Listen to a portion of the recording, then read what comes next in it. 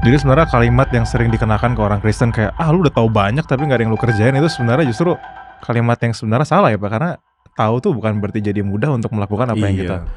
Apakah Tuhan akan menguji juga masing-masing orang orang beriman dengan Ishaknya masing-masing, Pak? Seorang namanya Jacques Ellul kan pernah bilang bahwa kita ini sekarang udah otomatis berpikir secara teknologi gitu. Ya, Jadi ya. untuk perintah Alkitab pun kita harapkan itu Ya. seperti kode untuk komputer gitu. Hmm. Jadi kalau salah klik ya Ya. nggak akan jalan gitu. Nah ini Tuhan kurang detail kliknya yang mana Yes. gitu. Buka file yang mana kurang jelas, perintahnya apa kurang jelas. Jadi Hmm. kita macet nggak jalan gitu. Karena kita kayak komputer. Tapi kan nggak gitu ya. Kita lihat Alkitab itu kalau kita pakai gaya Kierkegaard, waktu dia baca dia mulai pikir kekristenan atau iman yang dia miliki ini adalah iman yang bukan dari dunia gitu.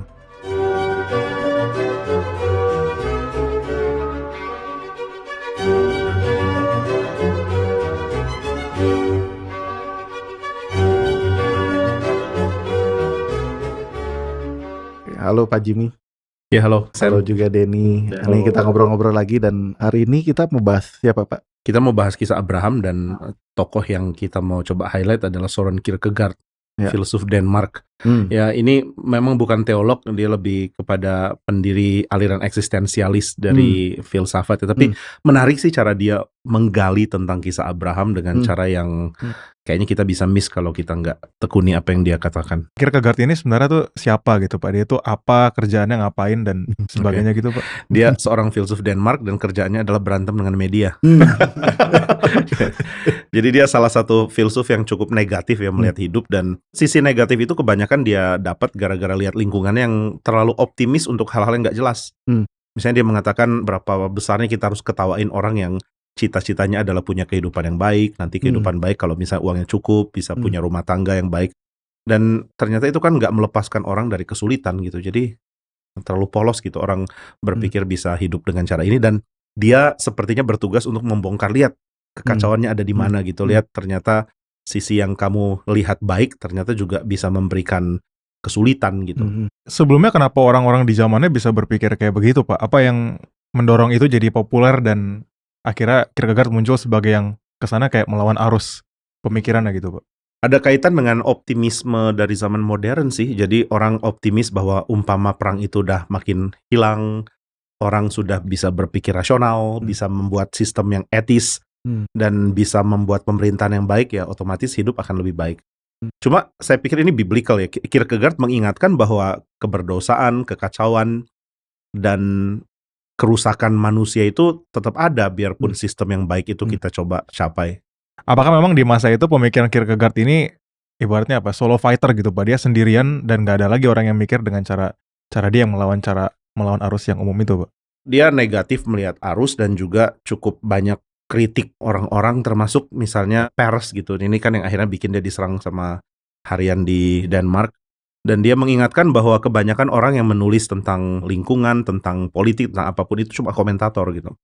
Dan komentator yang nggak ada komitmen di dalam apa yang dia bahas. Jadi ya ngapain ngomong.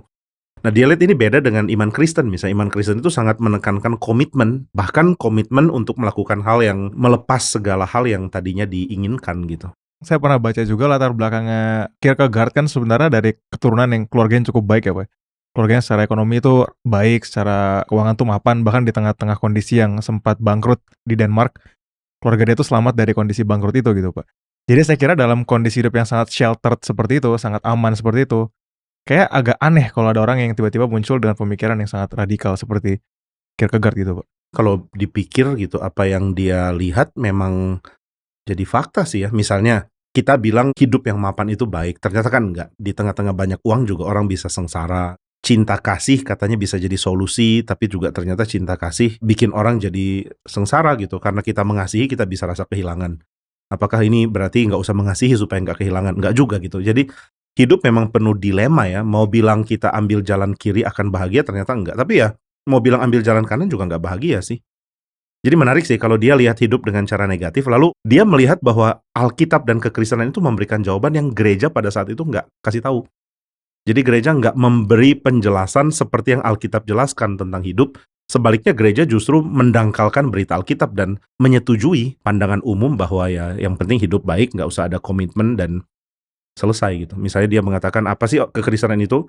Gereja mengajarkan kekristenan itu rajin hadir ke gereja, aktif, ikut sakramen, kesopanan itu berarti kalau ketemu orang senyum, ketemu orang lewat permisi gitu kan, itu mendangkalkan gitu. Jadi kalau kita mau lihat lebih dalam lagi ya nggak bisa sesimplistik itu gitu. Kalau saya berimajinasi Pak, kalau kita bawa Kierkegaard ke zaman kita sekarang, dia menemukan kondisi gereja yang mainstream sekarang, mungkin dia akan menemukan pergumulan yang mirip ya Pak. Maksudnya kita mendangkalkan kekristenan, jadi mudah, yang gampang dimengerti, gampang dicerna gitu. Iya, ini problem sepanjang zaman sih memang. Jadi, kamu Kristen ya? Iya, kenapa kamu udah pelayanan, kamu rajin ikut kebaktian, kamu sudah ikut perjamuan. Cuma di Alkitab kayaknya kisahnya lebih dalam serius dari itu. Misalnya contohnya kisah Abraham yang kita mau bahas ini kan. Abraham kayaknya isunya bukan tentang apakah Abraham rajin pelayanan gitu misalnya. Dia aktif di persekutuan mana sih gitu. Dia lebih ke humas kah atau ke pembesukan atau ke rumah sakit kan nggak ada. Tapi dia tiba-tiba mendapatkan kondisi di mana dia harus menyerahkan anaknya gitu. Dan nah ini komitmen yang menurut Kierkegaard Alkitab jelas-jelas ngomong tapi gereja nggak sentuh gitu. Nah sebelum masuk ke Abraham Pak, itu bagian tadi Pak, gereja mendangkalkan esensi dari iman. Itu kan sebenarnya bagian dari manusia cenderung menghindari berpikir sulit. Saya pikir ada sisi itunya, maksudnya kita nggak mau berpikir terlalu rumit, kita mau ambil yang cenderung mudah. Ini ada kaitannya nggak sih Pak dengan pembahasan Kierkegaard soal anxiety Pak? Di mana manusia itu cenderung anxious karena kita punya banyak pilihan misalnya, sehingga kita nggak tahu harus pilih yang mana. Iya sih, jadi daripada nanti stres, udahlah nggak usah pikir banyak gitu, pokoknya jalanin aja. Semua orang juga gitu kok. Gitu.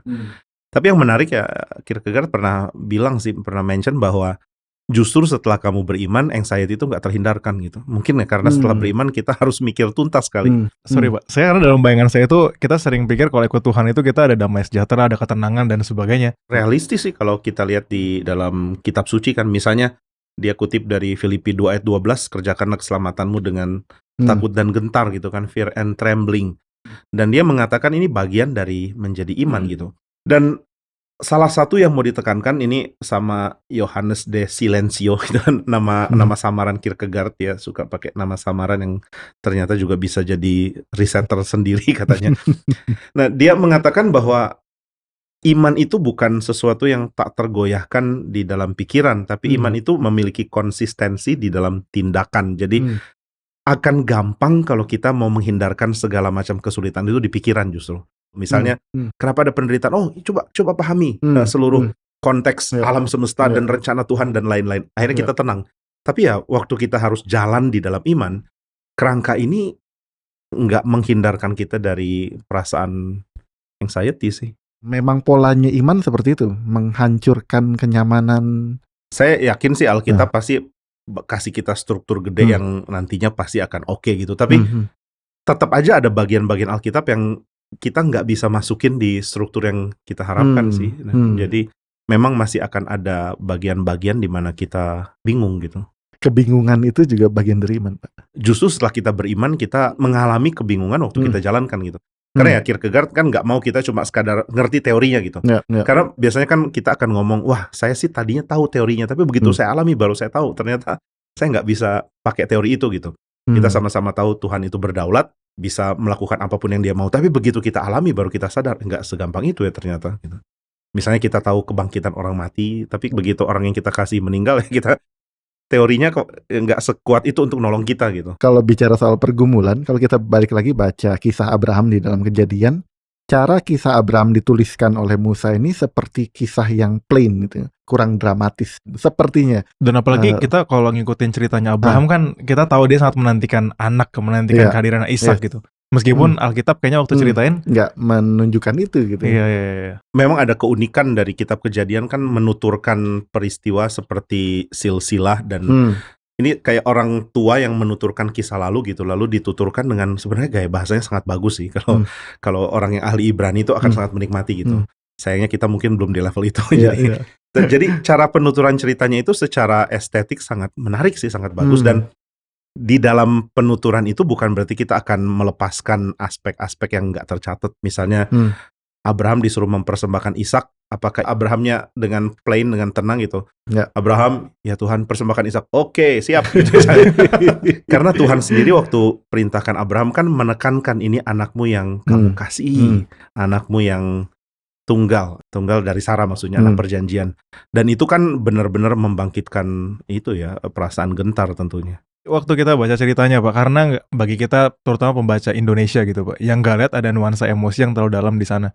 Boleh nggak sih Pak sebenarnya waktu kita baca tuh kita mengimajinasikan sendiri gitu Pak, cerita apa, emosinya Abraham gimana dan sebagainya, itu hal yang oke atau? Itu sih yang dilakukan Kierkegaard. Banyak ahli Kierkegaard kan bilang dia putusin tunangannya dan dia lihat kegalauannya kayaknya cukup direpresentasikan sama Abraham nih. Nah itu Pak, waktu saya baca Kierkegaard dan interpretasi dia soal atau variasi dia soal cerita Abraham, saya merasa agak khawatir nih cara membaca Alkitab yang oke atau sebenarnya ini hal yang bisa jadi masalah gitu Pak. Kalau boleh saya baca 2 ayat nih, dirangkum sangat kondens di 2 ayat. Sampailah mereka ke tempat yang dikatakan Allah kepadanya. Lalu Abraham mendirikan mezbah di situ, disusunnyalah kayu, diikatnya Ishak anaknya itu, dan diletakkannya di mezbah itu di atas kayu api. Sesudah itu Abraham mengulurkan tangannya, lalu mengambil pisau untuk menyembelih anaknya. Ini seperti tanpa fear and trembling gitu, seolah-olah. Pengantar di depan itu sudah cukup cukup menunjukkan bahwa Abraham sangat sayang Ishak gitu. Kemudian Tuhan menyuruh hal yang benar-benar mengerikan gitu. Ada penafsir yang mengatakan bahwa zaman itu sih dewa-dewa memang bertindak sembarangan gitu. Kalau kamu mau punya komitmen sama dewa manapun ya, dewa ngomong apa ya harus berani, termasuk mempersembahkan anak. Dan ya Abraham melakukan apa yang orang umum akan lakukan gitu kalau misalnya dewa meminta anak. Makanya ada penafsir yang mengatakan yang spesial dari cerita ini sih bukan ada Allah yang suruh seorang ayah mempersembahkan anak, karena itu bukan hal yang nggak mungkin gitu, itu bisa terjadi. Yang lebih nggak mungkin sebenarnya adalah ketika Allah itu mencegah dan menggantinya gitu, dan melepaskan anak ini. Tapi menarik sih kalau kita lihat pendekatan Kierkegaard untuk coba gali kira-kira perasaan apa yang dialami oleh Abraham, dan dia menempatkan dirinya di situ. In the end kan dia ngomong bahwa akhirnya Abraham diam gitu. Abraham diam itu kenapa ya? Itu supaya fear and trembling dan anxiety-nya tuh dia telan sendiri gitu. It is better gitu, adalah jauh lebih baik untuk dia diam. Dia nggak ngomong ke Sarah, dia nggak ngomong ke siapapun, bahkan nggak ngomong ke anaknya gitu. Bahkan ketika anaknya tanya, ini semua udah ada, korbannya mana? Nanti Tuhan yang sediakan gitu. Dia nggak bukakan sama sekali. Jadi dia mau simpen itu sendiri, dan ini membuat tekanan ke dalam dirinya sih.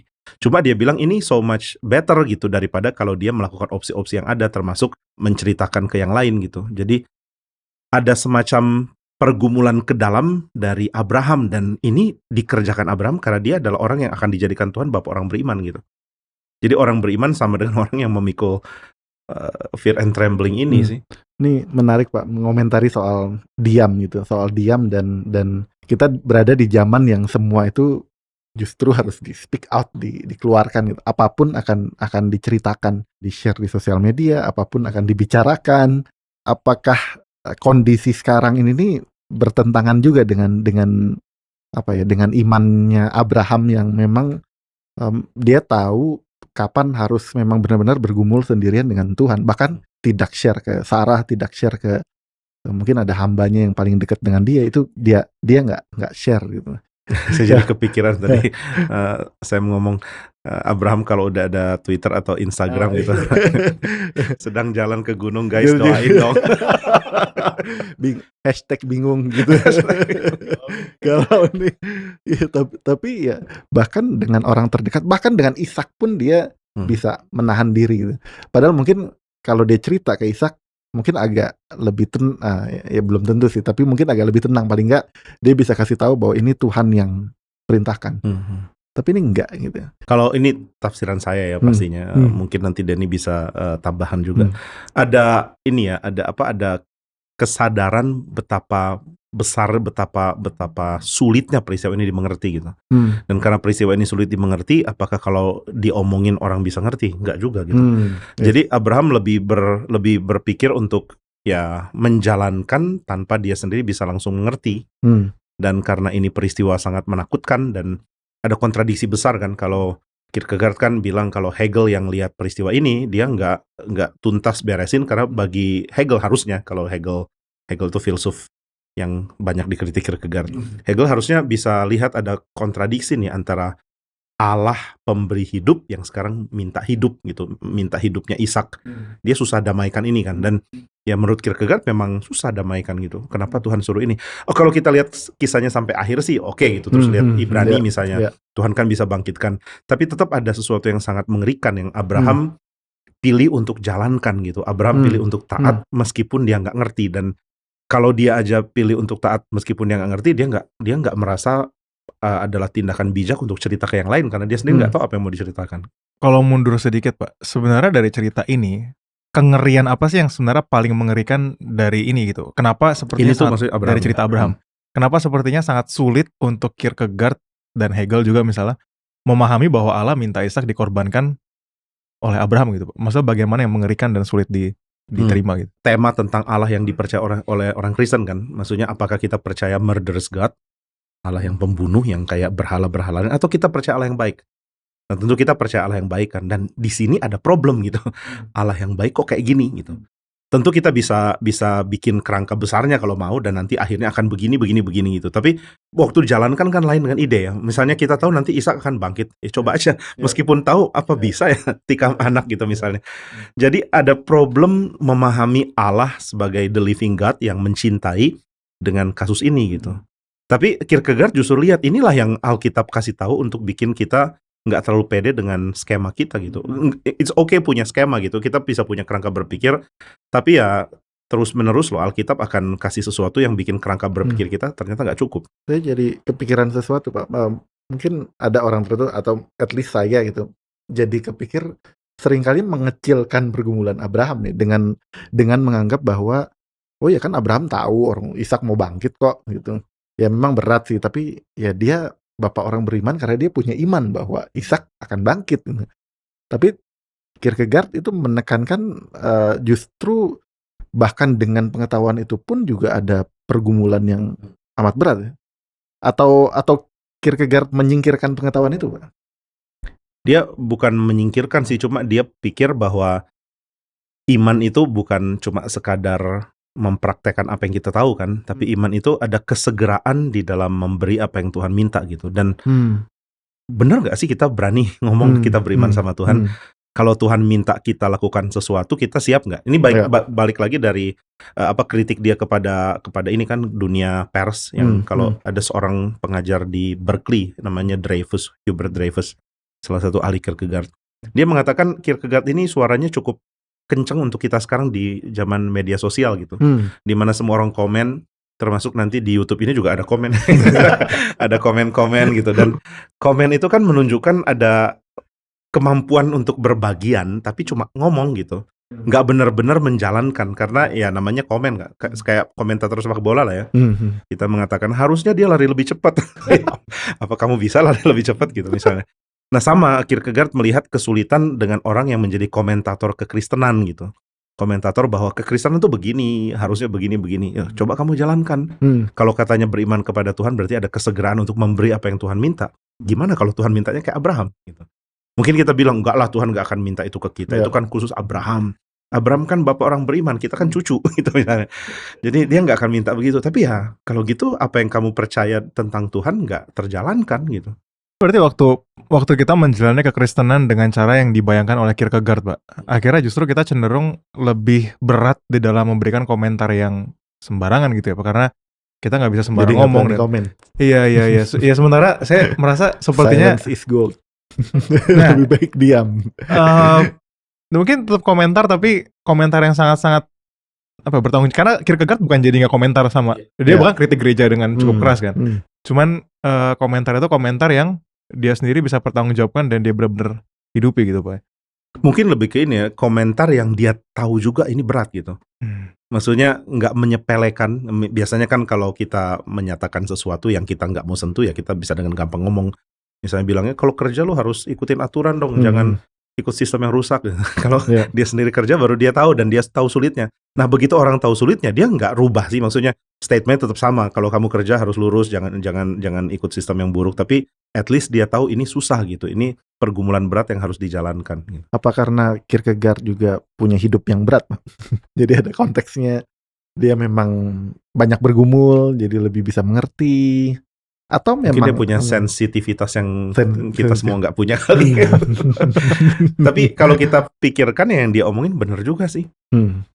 Kayak dia pernah bilang kata-kata yang cukup ekstrim ya. Kalau kamu lihat hidup terus mau end your life gitu, mau bunuh diri, ketahuilah itu pilihan buruk. Tapi kalau kamu putuskan untuk melanjutkan hidup, ketahuilah itu juga pilihan buruk.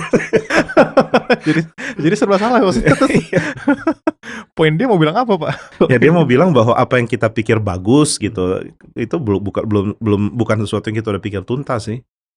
Kita umumnya kan menyepelekan apa yang bagus gitu, bahwa ini akan free dari segala kesulitan. Pokoknya kalau kita udah begini, nanti semua kesulitan hilang. Ternyata enggak loh.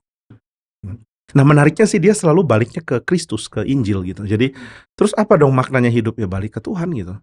Tuhan nggak mau kita memperlakukan Tuhan seperti kita memperlakukan dunia gitu, bahwa kita oversimplify, pokoknya akan baik, makanya saya ikut gitu. Kenapa menikah? Kan menikah bahagia gitu. Nanti kalau udah ada anak bagus loh, nanti udah punya rumah sendiri.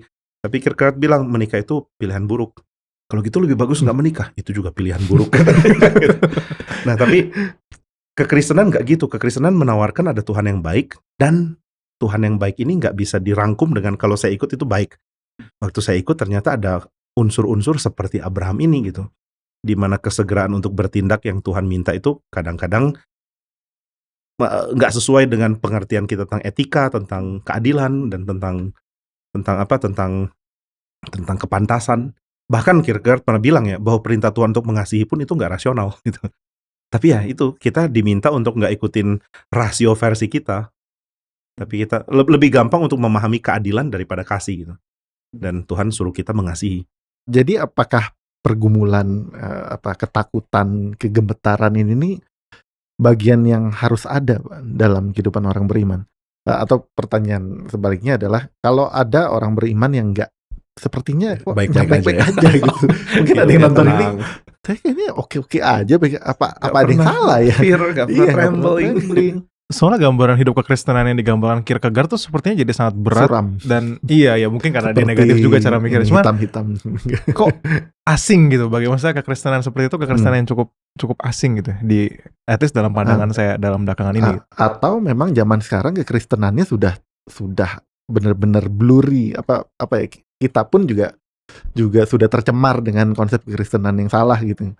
Bahwa kekristenan harusnya segemerlap, sesukses, senyaman itu, sehingga ketika mendengar Kierkegaard kok terdengar aneh ya? Atau gimana Pak? Ya oke lah, dia memang negatif gitu, tapi bagian tentang Abraham mempersembahkan Ishak memang cukup negatif sih sebelum kita ngerti Tuhan mau ngapain kan. Ya. Akhirnya kan kita ngerti bahwa oh ternyata ya kalau ini langsung kesimpulan jadi tapi ternyata kalau misalnya seorang ayah mengorbankan anak tuh penderitanya kayak gini, dan Indian kita tahu bahwa ada sang anak Allah yang dikorbankan gitu. Dan ternyata ini pergumulan yang kalau kita pahami ya pergumulannya Allah gitu. Tetapi kan waktu Abraham jalankan dia nggak dapat clear view untuk semua ini gitu. Dan itu yang membingungkan. Kalau misalnya dari awal Tuhan sudah bilang Abraham yang kamu akan lakukan ini bisa menjadi simbol teologis yang bagus loh gitu untuk banyak hal kekristenan dan lain-lain. Mungkin dia akan lebih rela lakukan. Nah intinya sih bukan berarti kita semua ini mesti cari hal sulit apa dalam hidup, dan kalau senang kayaknya berdosa. Itu kan nggak benar ya. Ada orang bilang orang reform itu adalah orang yang curiga kalau ada orang bersenang-senang, katanya begitu.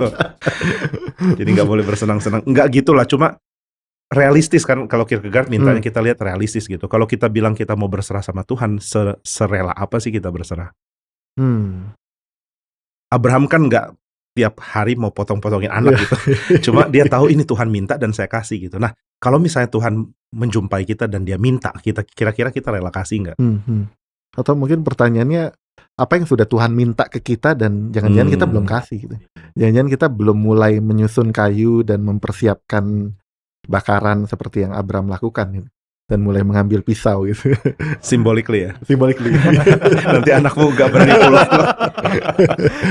Atau kalaupun kita taat, itu gak total gitu. Maksudnya kita pilih-pilih gitu ya. Gak semua hal sih Tuhan saya oke, cuman ya beberapa hal yang oke saya kerjain lah gitu. Nah, ketotalan Abraham itu dibahas Kierkegaard juga gak Pak Jimmy? Dia jadi bapak orang beriman karena dia rela mengambil langkah iman ini gitu. Bukan cuma langkah, loncat gitu, loncatan iman. Nah itu ya istilah yang saya sering dengar juga ya, loncatan iman gitu, leap of faith. Yang kalau adalah itu istilahnya Kierkegaard gitu Pak, leap of faith itu Pak. Itu nggak tahu Pak, apakah kita menyalahgunakan itu ya sekarang ya, karena kayak dalam hal apapun kita jadi bilang, "Nah kamu perlu Percaya loncatan aja. iman gitu, percaya aja, pokoknya melompatlah," gitu. Jangan-jangan kita lagi menggunakan istilah itu dengan cara yang salah gitu Pak. Mungkin, tapi reform kayaknya lebih sering menggunakan itu untuk contoh yang buruk misalnya. Kamu kalau mengenal Tuhan harus kenal, jangan cuma leap of faith gitu. Harus mengenal. Tapi kayaknya Kierkegaard lagi punya konteks lah ya, kan kita nggak bisa langsung campurin dia di mana-mana gitu. Kita lagi bahas apa dan mendadak kita campurin dia gitu. Cuma dia kan sedang membahas tentang skema baru di mana yang lama itu nggak cocok lagi gitu. Skema lama kan diwakili Hegel misalnya. Skema di mana segala sesuatu itu clear. Semuanya udah jelas gitu. Gimana sih kita bisa tahu bahwa Abraham ini orang beriman? Oh, karena dia melakukan ini, dia taat sama Tuhan dan in the end akan begini.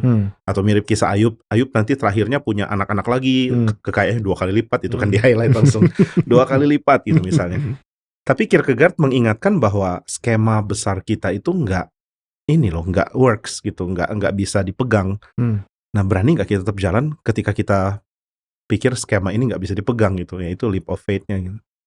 Nah saya kebayangin ya Pak, maksudnya ini kan pengalaman saya ngajar di SMA itu, biasa kalau anak udah punya cara berpikir tertentu, lalu kita mau bentuk ulang cara pikirnya, karena itu salah atau itu kurang tepat, itu seperti upaya memindahkan gunung batu gitu loh Pak, kayak berat banget untuk mengubah cara berpikir orang, apalagi kalau itu udah settle. Sehingga sebenarnya Kierkegaard lagi menantang sesuatu yang sangat berat sebenarnya di zaman itu ya Pak ya, untuk mereka punya kerangka apa, terus Kierkegaard bilang, "Enggak, kerangka itu belum tepat, runtuhin lagi, bangun yang baru tapi siap-siap untuk diruntuhin lagi dan bangun terus-terusan gitu."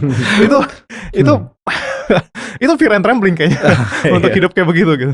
Lebih gini mungkin ya, dia bilang skema ini nggak bisa dipegang untuk beberapa aspek gitu. Beberapa aspek yang ternyata menuntut, beberapa aspek yang ternyata berkait dengan iman gitu. Jadi waktu kita menjadi orang Kristen, ada skema yang nggak jalan gitu. Bukan berarti kan kita harus runtuhin skema bangun yang baru. Karena Kierkegaard justru curiga dengan kemampuan kita bikin skema dan menganggap ini udah aman gitu. Artinya ada skema yang berbeda dalam setiap bidang gitu, dalam setiap sisi. Atau bisa kita bilang ya untuk yang ini nggak ada skemanya gitu. Oh, oke. Skema apa? Nggak ada skema. Dan itu iman. Iya. Bisa dibilang iman itu. Kan memang ini ya, kasusnya Abraham kan memang sulit sekali gitu. Maksudnya dia disuruh persembahkan anak. Dan Tuhan berkali-kali mengatakan, saya nggak pernah akan suruh Israel mempersembahkan anak. Itu kejijikan gitu. Kalau ada bangsa lakukan itu harus dihancurkan. Loh, kok Tuhan suruh itu di Kejadian ya? Kan tentu kita nggak akan bilang seperti orang liberal ya, bahwa ya kepercayaan orang Israel kan belum develop gitu. Jadi di Kejadian tuh masih percaya Allah kayak berhala-berhala liar, tapi belakangan makin evolusi lah gitu kan. Enggak ya, kita percaya Tuhan nggak berubah gitu. Jadi ya ini membingungkan memang. So kalau misalnya balik ke poin kesimpulan Bapak tadi Pak, bahwa pengorbanan Ishak ini membantu kita mengerti pengorbanan Kristus. Ya salah satu aja lah, itu bukan kesimpulan utama ya. Salah satu alasan kenapa pengorbanan Ishak ini jadi penting sekali, karena itu jadi gambaran untuk pengorbanan Kristus. Tapi itu kan benefitnya untuk kita sebagai pembaca ya Pak, bukan untuk Abraham sebagai ini. Jadi emang tetap itu nggak menyelesaikan masalahnya Abraham. Hanya karena supaya lu ngerti. Ya gue Abraham. Itu tetap ini ya Pak, tetap sebenarnya nggak menjawab pergumulan Abraham, tapi emang pada waktu itu poin Abraham adalah untuk mengambil loncatan iman itu gitu. Ya. Juga yang di highlight adalah kesegeraan Abraham untuk menjalankan sih, ini yang ya sesuatu yang luar biasa gitu dilihat Kierkegaard, dan harusnya kita juga lihat gitu. Nih kok cepat sekali gitu. Langsung jalankan. Ya. Pagi-pagi benar lagi, udah eager banget. Oh iya, ada deskripsi itu ya, pagi-pagi benar. Iya. Ya ternyata nggak sedatar itu juga ya tulisan kayak yang tadi Pak Jimmy bilang gitu. Ya pertama ada konteks dan ada detail-detail kecil yang kalau kita lihat lebih dalam itu tetap dramatis gitu. Tetap dramatis. Nah, gimana ya Pak caranya kita bisa tetap menangkap hal ini Pak ketika membaca Alkitab Pak? Kita nggak melewatkan detail-detail yang seperti itu sehingga bisa, ya mungkin nggak sampai seperti Kierkegaard, tapi at least kita menangkap emosinya, kita menangkap ya message penting yang kadang nggak bisa ditangkap ketika membaca secara biasa gitu Pak. Kalau mau pakai cara Kierkegaard ya itu, kita melihat bahwa ketika kita ada di hadapan Tuhan, ada aspek baru ya yang Hmm. kerangka pikir kita nggak selalu works di situ Ya, gitu. Ada ya. sesuatu yang nggak terjelaskan ya. Ini menarik nih Pak. Apa mungkin saya kebayang apalagi kalau di Gary di gerakan reform gitu yang udah Harus ini terjelaskan saya semua. tahu Pak Jimmy pernah ngomonginnya begini gitu, atau mungkin Pak Tong pernah ngomonginnya kisah Abraham itu begini. Jadi sebagai jemaat itu udah punya pola membaca sebuah bagian di dalam Alkitab. Jadi itu harus berusaha untuk ya terbuka ya berarti Pak ya. Iya, dengan orang mati juga gitu. Jangan orang hidup. Read the Bible with the dead. Jadi yang mati lebih tinggi daripada yang Oh, hidup.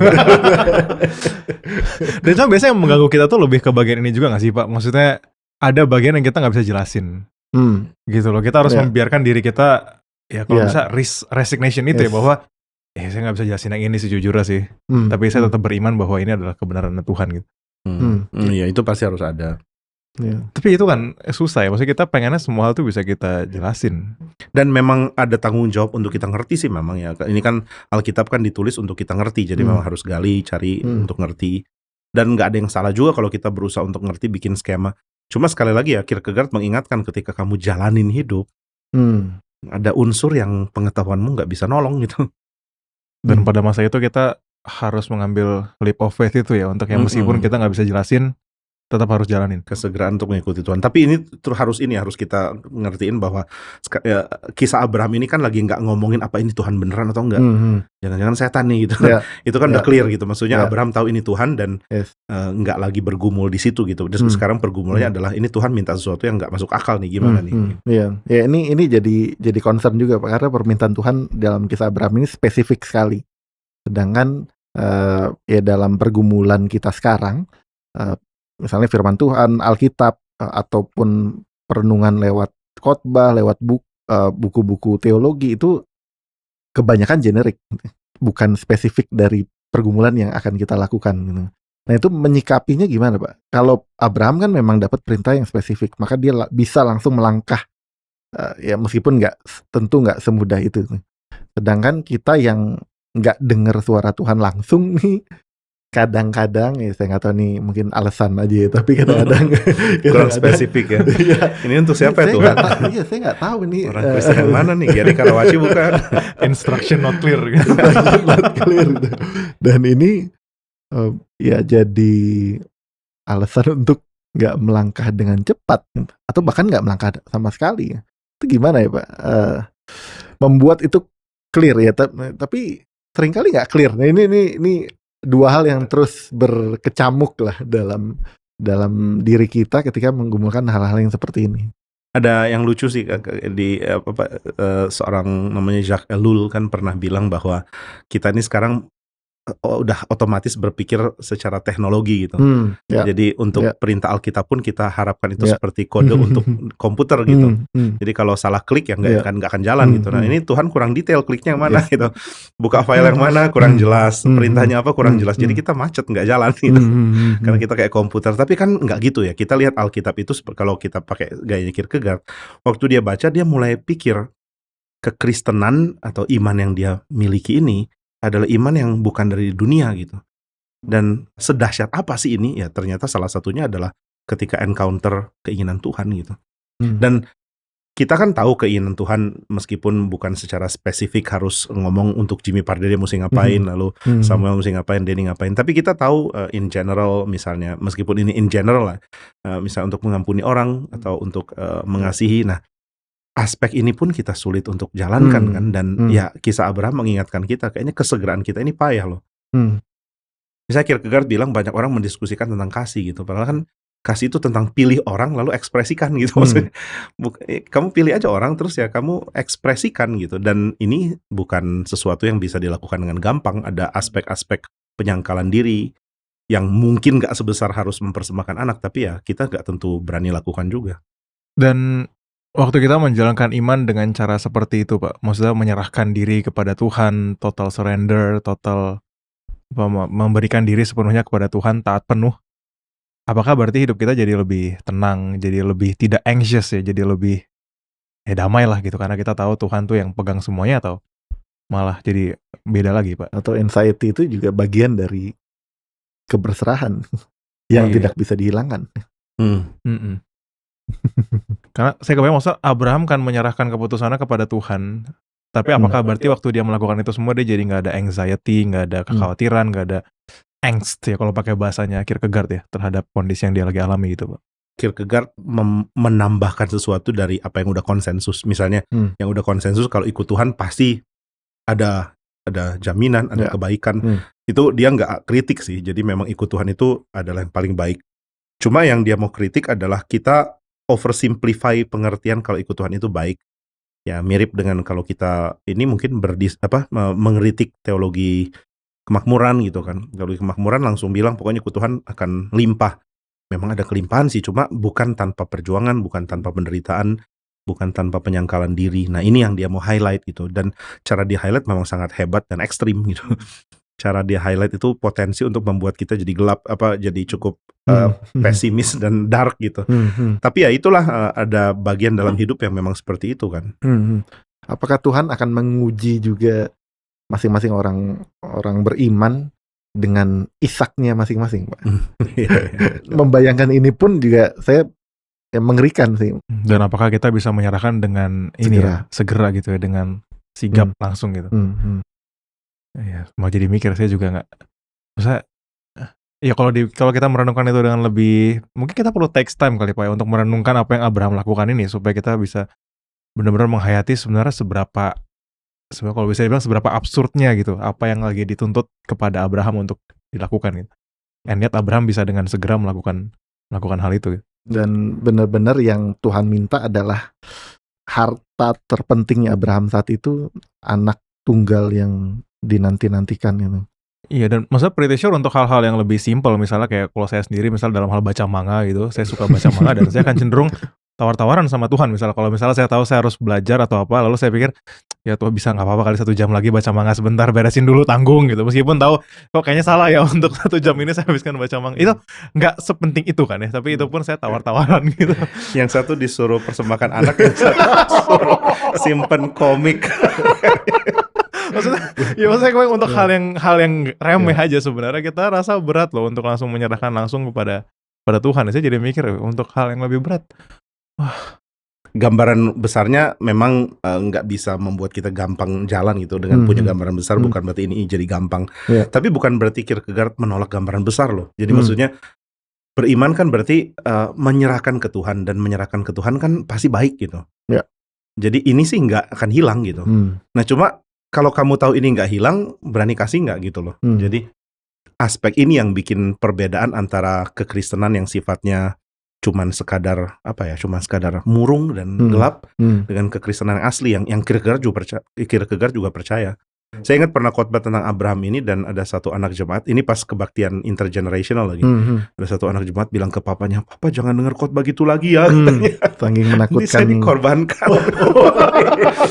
Jadi kalau papa mau taat Tuhan, saya pun dikorbankan. Cuma kan bukan Tuhan meminta kita untuk memberikan secara full apa yang kita punya ke dia gitu, karena dia yang akan tangani, bukan berarti untuk hilang, hancur gitu. Cuma sekali lagi pengetahuan ini nggak membuat ini jadi gampang gitu. Jadi intinya sih Kierkegaard mau bilang Abraham ngerti kok apa yang dia persembahkan ke Tuhan itu nggak akan kacau. Tuhan akan jadi baik, Tuhan akan membuatnya sempurna. Cuma ini nggak membuatnya gampang gitu. Dan ya orang Kristen ngertiin ini gitu, bahwa pengetahuan kita nggak membuat iman Kristen kita bisa dengan gampang dijalankan. Kalau terlalu gampang dijalankan, berarti kita belum menghadapi tuntutan ini gitu. Entah belum atau kita sengaja menghindar gitu. Jadi sebenarnya kalimat yang sering dikenakan ke orang Kristen kayak, lu udah tahu banyak tapi gak ada yang lu kerjain, itu sebenarnya justru kalimat yang sebenarnya salah ya Pak. Karena tahu tuh bukan berarti jadi mudah untuk melakukan apa yang kita. Kamu udah tahu kenapa gak kerjain? Ya iya, yang saya tahu gak terlalu menolong gitu. Tetap susah gitu. Iya. Ini pembicaraan ini nih seharusnya jadi penghiburan apa jadi makin frustrasi nih Pak menghadapi pergumulan? Di satu sisi penghiburan, tapi di sisi lain jadi realistis mungkin ya. Jadi Kierkegaard kan maunya kita realistis. Lihat hidup secara real. Kayak ya mengenai pernikahan tadi lah. Ini ngomongin pernikahan terus bukan. Ya kan orang kayaknya polos banget. Nanti kalau udah menikah semua kesulitan hilang. Ini kita sementara masih pacaran, masih banyak kesulitan. Nanti kalau udah nikah semua baik-baik. Nggak gitu loh gitu. Dan Demikian juga dengan iman Kristen, karena kita udah tahu Tuhan itu baik dan Dia akan perbaiki semua, Dia akan bikin semua baik, dan karena itu ya tenang aja gitu. Ya boleh, cuma ada aspek seperti Abraham, dan Ya. menurut Kierkegaard Abraham itu mengalami kegentaran yang luar biasa gitu. Pak, kalau boleh agak mundur sedikit Pak, saya sangat penasaran. Masa saya penasaran sekali Pak, Kierkegaard itu kan sangat banyak kritik gerejanya di gereja Denmark. Berarti gerejanya dalam waktu itu bukan di dalam kondisi yang sehat ataupun baik. Iya. Tapi terus dia bisa punya pemikiran yang sebegini dalam mengenai kekristenan, mengenai teologi, mengenai Alkitab tuh dari mana ya? Maksudnya nggak mungkin sendiri kan dia merenungin itu. Kalau orang bilang sih dari ini ya, papanya dari kecil terus cerita ke dia. Kayaknya papanya pahlawan imannya Abraham. Siapa Kierkegaard? Kierkegaard pun juga reading with the dead. Iya. Waktu papanya sudah. Waktu papanya bahasa ini loh, dulu teolog dulu tuh gini. Jadi kayak oh iya. Ada. Jadi maksudnya memang ada ini ya Pak, maksudnya ada peranan keluarga, ada peranan dari teolog-teolog masa lampau juga yang membentuk dia, sehingga meskipun pada masa itu gerejanya tidak sehat, dia tetap bisa bertumbuh di dalam kebenaran Tuhan yang limpah. Kesenangan dia akan Alkitab kayaknya itu sangat menolong, dan kesenangan ini menurut orang-orang sih ya dari pengaruh papanya gitu. Cuma dia sangat menyukai membaca kitab suci gitu. Dia lihat di situ ada penghiburan, ada kekuatan, ada jawaban bahkan, tapi ya bukan tanpa anxiety. Jadi akhirnya perenungan Kierkegaard terhadap kisah Abraham ini nih happy ending atau ngambang? Happy ending kalau menurut Buliana gitu. Jadi dia menjadi knight istilahnya Knight of Faith. Knight of Faith. Jadi dia bukan cuma bapak iman, tapi menjadi ya pahlawan iman gitu. Karena dia menjalankan ini, dan nggak ada pahlawan iman yang jalankan dengan bodoh gitu. Nah, tadi kan dari diskusi sebelum rekaman dibilang dia bukan Socrates gitu. Socrates menyerahkan semuanya for nothing, nggak tahu apa nanti gitu. Saya berikan nyawa saya rela mati, tapi for what gitu, nggak tahu. Nah, Kierkegaard punya pengetahuan ini, dia bukan menolak loh bahwa Tuhan itu baik dan Tuhan itu sanggup. Cuma sekali lagi dengan pengetahuan ini, kesulitan, anxiety, dan kebimbangan, fear and trembling tetap menyertai. Apa yang membuat Abraham tetap bertahan di dalam fear and trembling ini, Pak? Kalau menurut Kierkegaard, Filipi 2, karena dia yang diselamatkan, dia milik Tuhan gitu. Jadi orang yang diselamatkan ini yang mengerjakan keselamatan dengan fear and trembling, mengerjakan apa yang udah diberikan gitu. Meskipun fear and trembling itu akan terus ada. Ya, bahkan sampai ini unik, fear and tremblingnya orang percaya adalah karena dia percaya gitu. Abraham nggak akan punya kesulitan ini kalau dia nggak beriman gitu. Tuhan nggak akan suruh juga kan. Jadi dia dapat kesulitan ini karena kenal Tuhan. Dan ini yang kayaknya yang jadi spesifik, yang kira-kira mau bilang, karena kamu kenal Tuhan, kamu akan dapat kesulitan ini. Tapi ya, jadi dua hal terjadi berbarengan. Karena kenal Tuhan dapat fear and trembling, tapi karena kenal Tuhan juga dia bisa bertahan sampai akhir. Dan maksudnya dia bisa bertahan sampai akhir di dalam pengharapan ya. Pengharapan bahwa Tuhan yang dia kenal itu adalah Allah yang baik, Allah yang hidup, Allah yang adil, Allah yang berkuasa atas apapun termasuk maut gitu. Happy ending juga kan. Happy ending. Ngomong soal ending, nih thank you sekali lagi Pak Jimmy, Denny, ngobrol-ngobrolnya kita ngobrol-ngobrol lagi dengan With the Dead yang lain. Oke. Untung ada banyak orang mati ya, jadi bisa banyak pilihnya. Oke. Thank you Pak Jimmy, thank you Den.